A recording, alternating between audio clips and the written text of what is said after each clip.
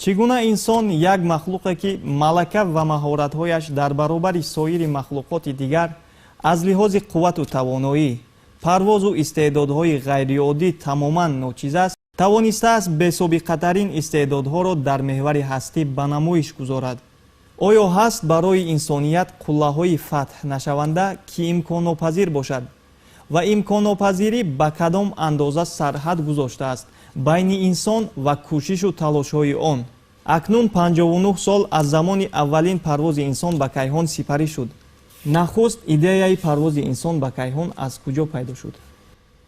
وقتی که انسانیت از زمانهای قدیم به آسمان ستاره‌زار نظر میکرد، در دل آرزوی پرواز به این بی‌حدودی میکرد. وقتی که این آرزوها به خود میپروریدند، نویسندگان اثرهای فانتاستیکی در اثرهای خود خیال میکردند به عقاب‌های خیالی یا گلیم‌های پران که به این بی‌حدودی پرواز کنند و به آن نقطه‌هایی که چشم انسانیت میرسد به آن رفته رسند. ولی این 100 سالها دوام میکرد. هنوز راکتی که از نگاه تکنیکی اساسناک نشده پیشنهاد کردند، خواستند که با این ایده خود گویا به کیهان پرواز کنند. اما این آرزوی بیش نبود. طی 100 سالها انسانیت عالمان کوشش میکردند که این ایده ها را عملی سازند. وقتی بلند اولی مراتبه با عالم روس معلم روس سیالکوفسکی نصیب گردید که او توانست که مدل های کشتی کیهانی که به فضا پرواز میکند ترتیب دهد و همینطور در اساس مدل های سیالکوفسکی انجینیرها به این جلب کرده شدند، بخصوص کنسترکتور و انجینیر برجسته سرگئی پاولویچ کرالیوف به این گروه شامل گردید و سردار این گروه را به عهده گرفته گروه انجینیرها را تشکیل کرد. همینطور آنها به ساختن کشتی کیهانی که تنها از حساب مدل‌های فیزیکی بود به ساختن شروع کردند. اگرچه به نتیجه های دلخواه چندی مراتب به نتیجه دلخواه نرسیده باشند، هم بعدتر توانستند که این کشتی کیهانی را سازند. البته پرواز انسان یک حادثه بسیار مهم، یک دستاوردی بی‌نظیر در تاریخ انسانیت بود. ولی تا آنه که این پرواز عملی گردید در ماه اپریل 1961 بعضی دستاوردهای دیگری در این زمینه بود که برای پرواز انسان به کیهان امکانیت دادند. این اولا ساختن همان دستگاه‌های پرواز کننده کیهانی یا اینکه موشک‌ها و راکت‌ها بود و برای آنکه راکت ساخته شود عالمان بسیار، مهندسان زیاد، فیزیک‌ها و ریاضیدان‌های زیاد قوه بسیار صرف نموده اول حساب و کتاب نمودند، بعداً در دایره آزمایشگاه‌ها مکت‌ها یا اینکه پروتوتیپ‌های همان راکت‌ها را ساختند و بعداً آزمایش کردند. برای چی این کار از نگاه تکنیکی بسیار دشوار بود؟ چون در آن زمان راکت وجود نداشت که قوه جاذبه زمین را برطرف نماید، یعنی با سرعت یکمی کیهانی یا اینکه 8 کیلومتر در یک ثانیه حرکت کرده تواند.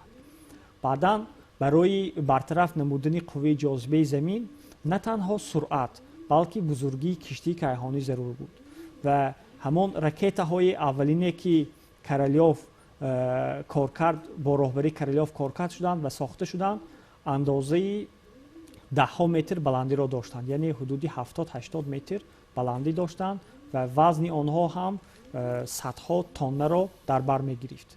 برای همین هم این از نگاه تکنیکی یک دستاورد خیلی بزرگ بود ساختن چنین راکت‌ها.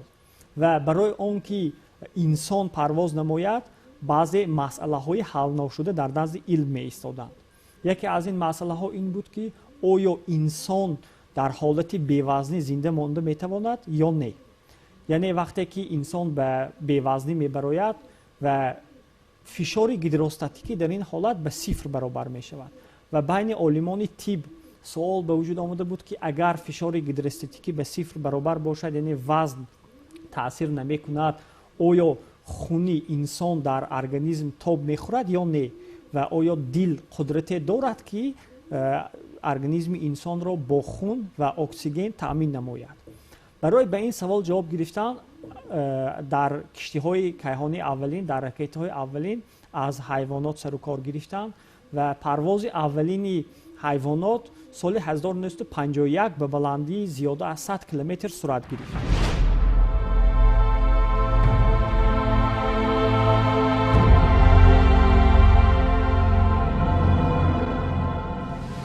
инсоният пеш аз он ки худ ба кайҳон парвоз намояд, даҳҳо ҷонварону набототро барои таҷриба ба кайҳон равона намуд.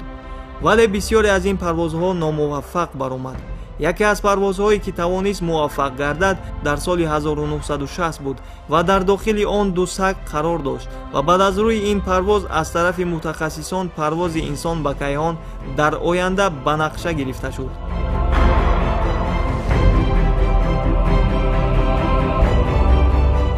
وقتی که این حیوانات دو سگ بود، آنها همگی چند دقیقه در حالت بی‌وزنی قرار داشتند و وقتی که آنها به زمین برگشتند در حقیقت زنده بودند و همان دستگاه‌های طبی که به بدن آنها نصب کرده شده بود نشان داد که آنها بی‌وزنی را به یگان مشکلی پس سر کردند. در آنجا طبیبان مشاهده می‌کردند که وابسته به بلند شدن سرعت کشتی کیهانی، وابسته به گم شدن تاثیر قوه جاذبه و وابسته به بلند شدن حرارت، ارگانیسم همان سگ چی واکنش ها نشان می‌دهد و تمام آن را نوشته آموختند و انسان را به پرواز آماده نمودند.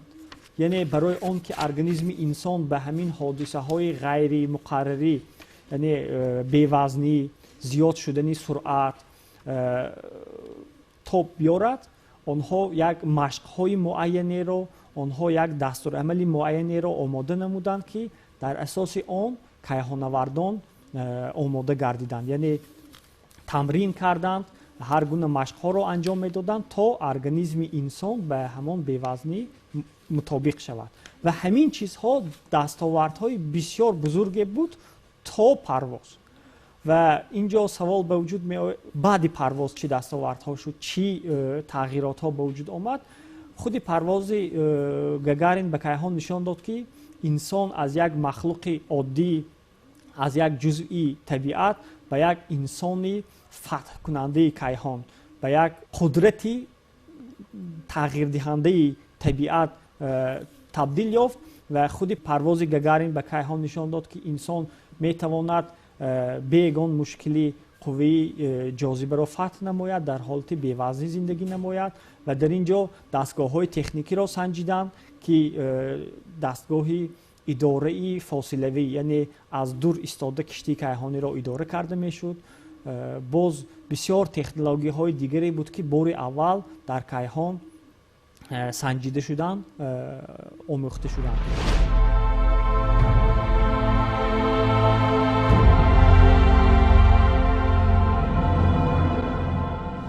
аввалин махлуқе ки пеш аз инсон ба моҳ фиристода шудааст сангпушт мебошад. то имрӯз ба кайҳон беш аз 431 инсон аз 32 кишвари дунё парвоз намудааст. аз ҳама кайҳонаварде ки бештар дар фазои кайҳон вақти худро сипарӣ намудааст, кайҳонаварди рус Сергей мебошад ки 747 шабонарӯзу 14 соат дар наздикии фазои замин қарор доштааст. дар фазои кайҳон берун аз киштии кайҳонӣ 149 инсон қарор доштаанд ва тавонистаанд ки муҳити бефазои кайҳонро аз наздик эҳсос кунанд. ҳоло дар таърихи кайҳонавардон берун аз киштии кайҳонӣ аз ҳама зиёд Ҷеймс ва Сюзан ба муддати 8 соату 56 дақиқа дар фазои кушоди кайҳон истодаанд.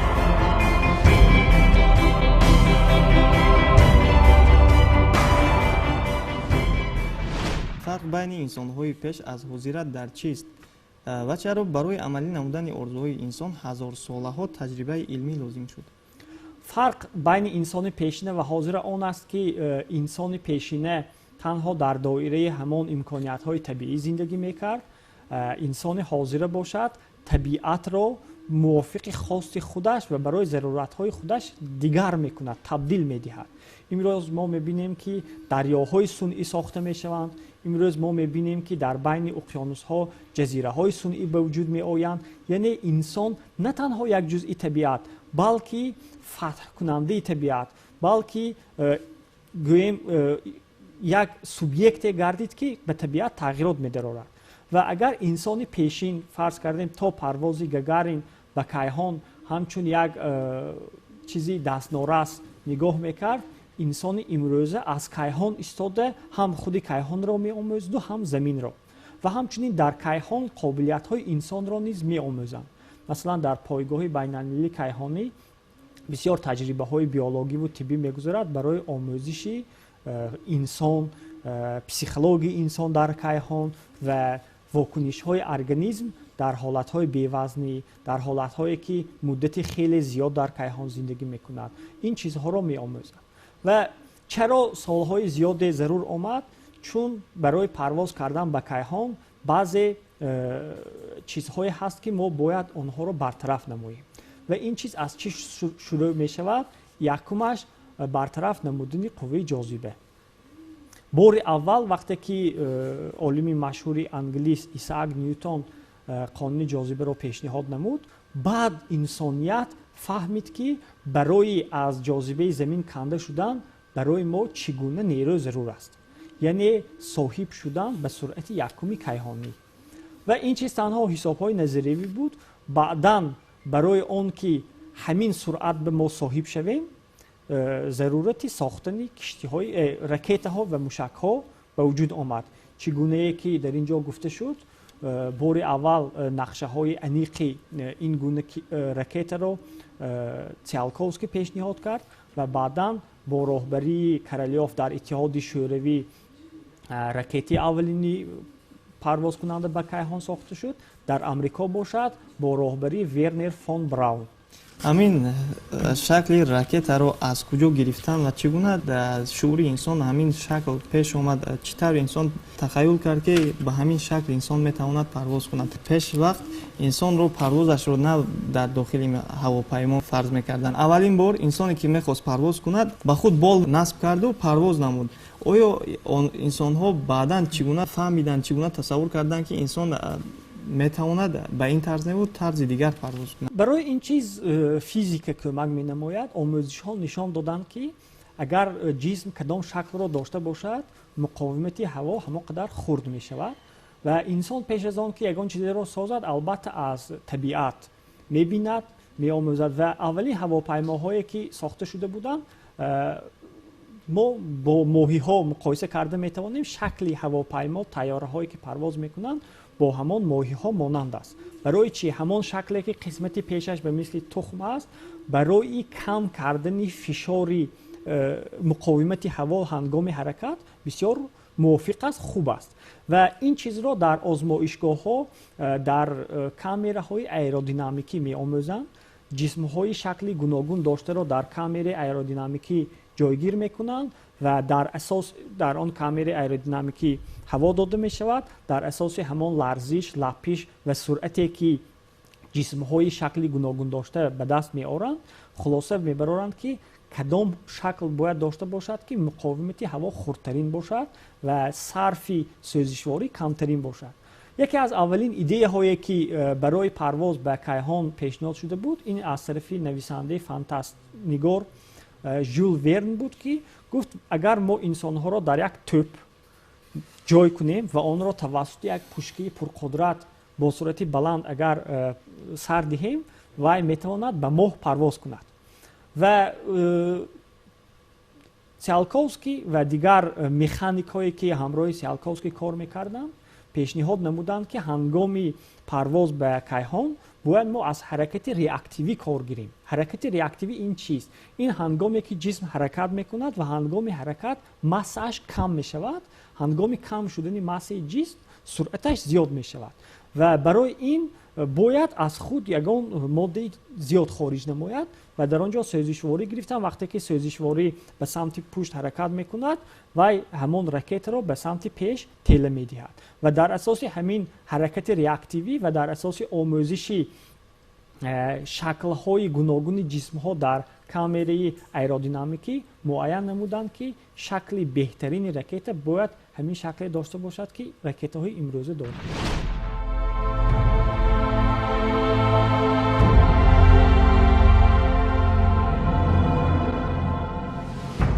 инсон яке аз ҷузъҳои ин ҳастӣ буда, замоне ки худро шинохт, ҳастиро мешиносад. ҳоло мо дар замони рушди технологияҳои нав қарор дорем, ки технологияҳои нав зиндагии моро дигаргун сохтааст ва мо нисбати пешинионамон тамоман бо тарзи дигар зиндагӣ менамоем. чаро зиндагии имрӯзаи мо аз зиндагии гузаштагони худ фарқ дорад? чунки таҷрибаҳои гузаштагонамон моро ба ин дастовардҳои беназир расондааст. мо зина ба зина ба ин марҳалаҳои рушд расидаем. дар таърихи башар аввалан ҳар як чиз замони кашф ва пайдошавиро дорад. масалан, оташ замоне барои гузаштагонамон як чизи кашф ношуда буд. агар гузаштагони мо оташро кашф намекарданд, ҳоло мо ба ягон аз ин пешравиҳои беназир намерасидем. аз ин ҳама хулоса гирифтан мумкин аст, ки инсон аз рӯи таҷриба ва омӯзиш тавонистааст зиндагии худро куллан дигаргун созад.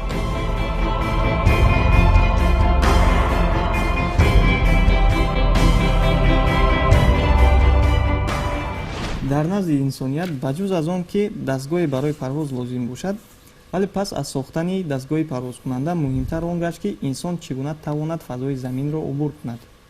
яъне қувваи ҷозибаи замин намегузорад ҷисм тавонад дар ҳолати бевазнӣ қарор гирад.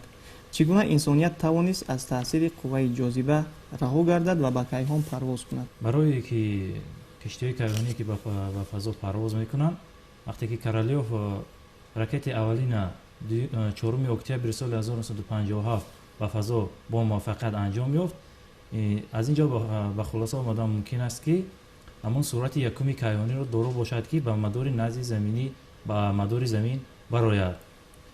ин суръати 8 км бар сония баробар аст.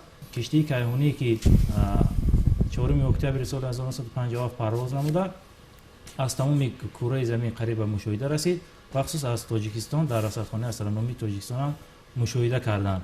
инсониятҳое ки мушоҳида мекарданд, ин муваффақиятҳоро паси ҳам мушоҳида мекарданд ва то ҳатто пас аз чандин натиҷаҳое ки гирифтанд, онҳо хостанд ки ба тарафи мо раҳсипор шаванд. чунки идеяи онҳо ба пеш аз оне ки киштии кайҳоние сар диҳанд, идеяи онҳо аввалин инсон ба кайҳон парвоз кунад. барои ин бояд ки онҳо ракетаҳои пурқувваттарро созанд, ки массаи зиёдтар ва баландиҳои зиёдтарро тай карда тавонад. барое ки ракета киштии кайҳонӣ қувваи ҷозибаи заминро тарк кунад, вақте ки он ба атрофи замин чарх зада ба монанди спирал, яъне ки даврашакл баромада ва аз як нуқта баромада меравад. чунки барое ки ҷозибаи заминро тарк кунад, оҳиста оҳиста ва ҷозибаи заминро кам карданаш лозим аст, чунки вобаста ба баландӣ ҷозибаи замин нисбат ба ҷисми атрофаш кам шудан мегирад. вобаста ба ҳамин суръати якуми кайҳониро гирифтанаш лозим аст то ба мадори замин барояд. ва барои суръати дуюми кайҳониро гирифтан, ин ба фазои назди офтобӣ баромадан зарурат аст. чандин парвозҳо бемуваффақият анҷом ёфт, бахусус чӣ хеле ки қайд карданд, соли 1951 вақте ки киштиҳо ҳамун радифҳое ки сар доданд ва масофаҳои 100 километр баромада аз кор монд, чунки заминаи ҳамун киштиҳои кайҳоние ки ин бори аввал сохта мешуд ва ягон киштии кайҳонӣ набуд ки аз он идея пайдо шавад. ва ҳамин тавр онҳо камбудиҳои худро ислоҳ карда тавонистанд ки муваффақ гарданду ва киштии кайҳониро ба фазо ба мадор, яъне ки ба орбитаи мадори замин бароранд, ки ва он киштии радифи якуме ки ба фазо сар доданд, он ҳудуди 1 соату 36 дақиқа атрофи заминро чарх зада ва дар муддати як шабону рӯз 15 маротиба атрофи заминро чарх зад, ки яъне ки масофаи аз ҳама наздиктарин ва 175 ва масофаи дуртарин 302 километрро ташкил медод, яъне ки мадораш мадори эллипсшаклро дошт. чаро омӯзиши илми кайҳон муҳим аст? чунки аз замоне ки инсон тахайюлоти худро ба самти осмон равона кард, аз ҳамон лаҳза ба густариши бесобиқаи илмӣ расид. ва ин ки ҳоло мо дар асри нав, дар асри техника ва технология зиндагӣ менамоем, натиҷаи ана ҳамон андешаҳои аввалини инсон дар бораи кайҳон аст. оҳиста оҳиста ҳамин андешаронӣ моро ба ин қуллаҳои фатҳ расонд. қадамҳои нахустини инсон ба кайҳон чӣ гуна буда ва Юрий Гагарин чӣ гуна интихоб шуд дар ин парвоз? аз рӯйхати кайҳонавардо вақте ки ба рӯйхати кайҳонавардо юрий алексеевич гагарин шомил гардид, ғайр аз оне ки ӯ як шахси ҳолати физиологияш хуб буд, яъне ки шахси чеҳрааш хандон буд ва Сергей Павлович Королёв ҳам медонист ки вақте ки кадом инсоне ки ба кайҳон парвоз намояд пас аз баргаштан як шахсияти машҳур мегардад, нобаҳс аз оне ки Герман Степанович Титов ҳам як шахсияти аз ҷиҳати яъне ки ҳолати физиологияш, ҳолати психологияш бинҳоят хуб буд, вале Гагариро интихоб карданд ва аз як нигоҳ гуфтан мумкин аст ки чунки вай шахси чеҳрахандон буд ва чеҳраи хуб дошт ва гуфтанд ки ин дар байни халқ ҳамчун идеал муаррифӣ мегардад, бояд ки ҳамин хел шахсро интихоб намоянд. ва нобаста аз ин пас аз Гагарин ҳам дигарҳо ҳам парвоз карданд, лекин вақте ки аввалин шахс Гагаринро интихоб карданд, ин маҳз ҳамон хислатҳои асосии ӯ буд. аз ин пеш агар инсонҳо ба кайҳон танҳо парвозҳои тадқиқотиву илмӣ менамуданд, вале зоҳиран имрӯз дилхоҳ инсон метавонад ба кайҳон парвоз кунад ки ин парвозҳо парвозҳои сайёҳатӣ мебошанд. манфиатҳое ки имрӯз кайҳонавардӣ ба инсоният додааст чӣ гуна аст? вақте ки аввалин моҳвора ё ин ки радифи маснои замин парвоз кард, вай метавонист ҳамагӣ танҳо сигнали бип бип бипро фиристад ва инсоният ҳанӯз намедонист ки чӣ гуна имкониятҳоро парвозҳои кайҳонӣ медиҳанд. баъдан вақте ки дастгоҳҳои дигари кайҳонӣ фиристода шуданд, дар онҳо дастгоҳҳои илмӣ насб мешуданд, яъне барои омӯзиши қабатҳои болои атмосфера, барои омӯзиши замин аз кайҳон. баъдан вақте ки парвозҳои кайҳонӣ зиёд шуданд, ширкатҳое ки ба ин кор машғул буданд миқдорашон зиёд шуд, вазифаҳои гуногунро пеши худ мегузоштанд. яке аз ин вазифаҳо ин таъмини алоқа дар тамоми рӯи замин аст. яъне имрӯз алоқаи моҳвораӣ мегӯем, телевизиону радиову интернете ки мо истифода мебарем, бисёреаш тавассути ҳамин моҳвораҳои кайҳонӣ сурат мегирад. ин як манфиат. манфиати дигар барои омӯзиши қитъаҳои гуногуни замин, омӯзиши боду ҳавошиносӣ, омӯзиши уқёнуссиносӣ, барои ҳамин соҳаҳо бисёр ин як чизи муфид аст.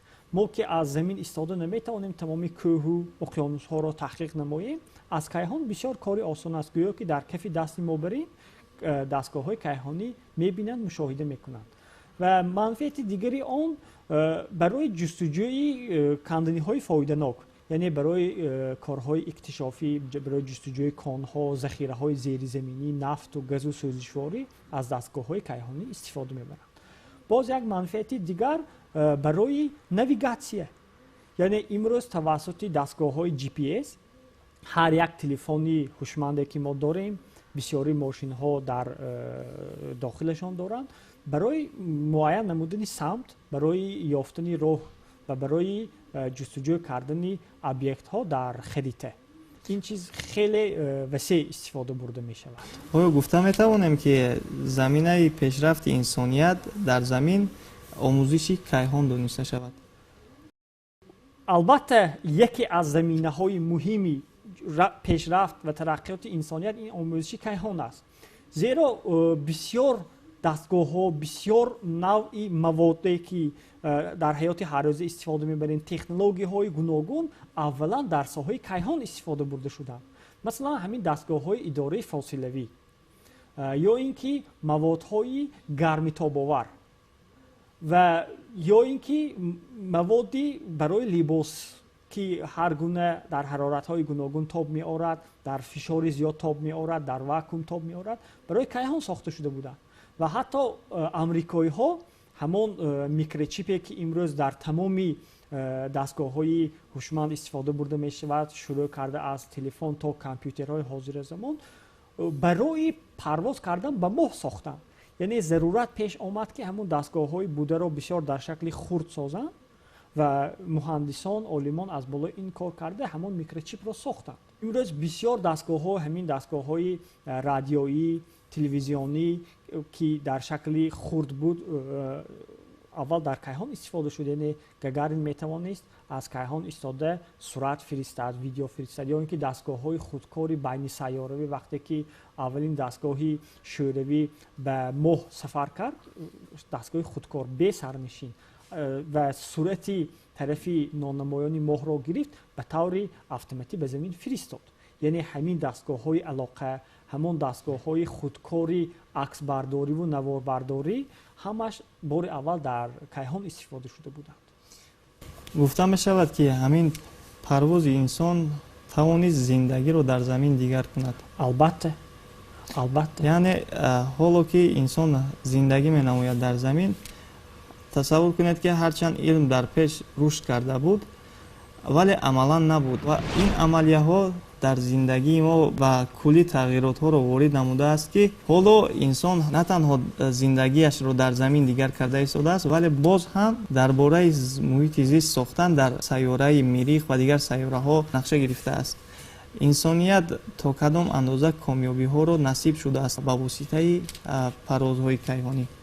اولا کمتر میخوام درباره آن که زندگی انسان بعد از پروازهای کیهانی دیگرش چند حرف گویم. من در برآمد یک نفر کیهانورد سرگئی ریازانسکی که 2 مرتبه به کیهان پرواز کرده است اشتراک داشتم و در وقت صحبت همون عکس‌هایی که از کیهان گرفته است به ما نشان داده. گفت که از کیهان سرحدها دیده نمی‌شود.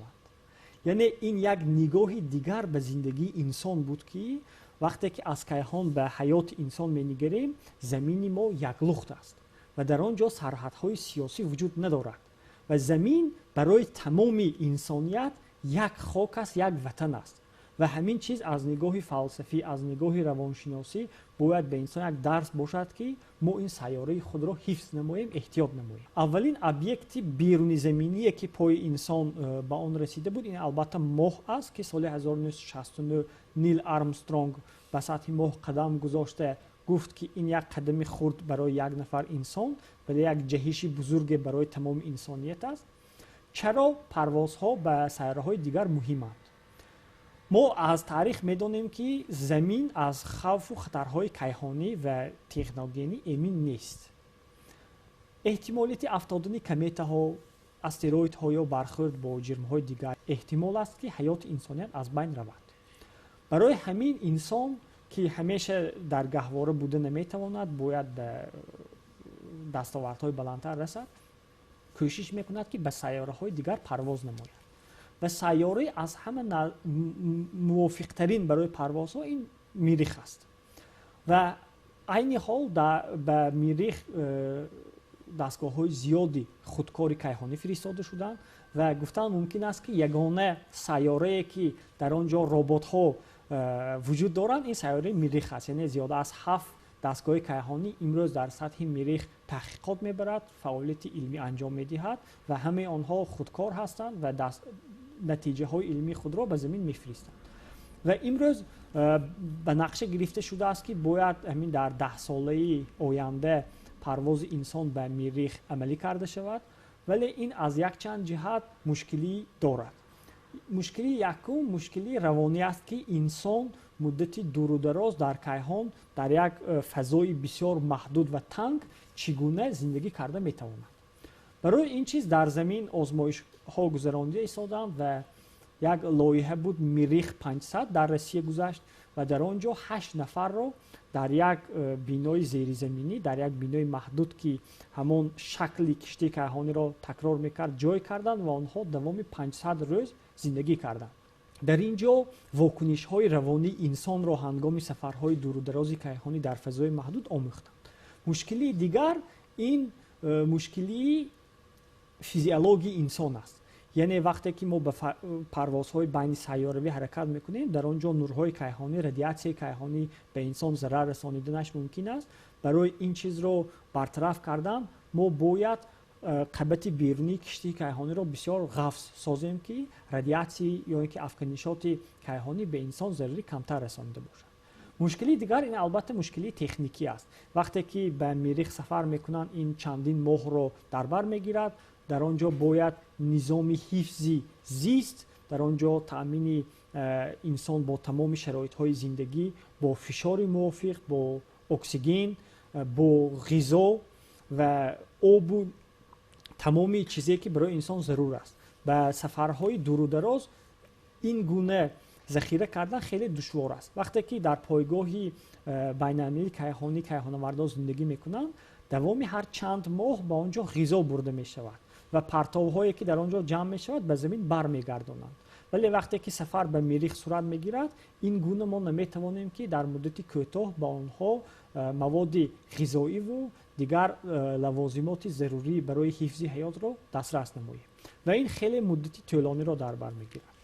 мушкили дигар баргардонидани кайҳонавардон аз миррих ба замин аст. яъне мо ҳанӯз технологии баргардонидани онҳоро аз сайёраҳои дигар надорем. агар ин чиз коркард карда шавад ва технологии муайян сохта шавад, мо тавонем ки дар як киштии кайҳонии хурд захираи хӯрока, захираи сӯзишвориро ҷой карда тавонему имконияти баргардондани онҳоро дошта бошем. албатта ин парвоз сурат хоҳад гирифт. сол то сол башар қадамҳои устувортаре дар пешбурди илми кайҳонавардӣ мегузорад. ҳар рӯз лоиҳае барои бештар тобоварии инсон дар кайҳон мавриди омӯзиш қарор мегирад. аз соли 1957 то кунун садҳо парвозҳои кайҳонӣ сурат гирифтааст ва аввалин бор инсон дар нақша дорад ки дар соли 2030 қадамҳои нахустини худро ба сайёраи миррих гузорад.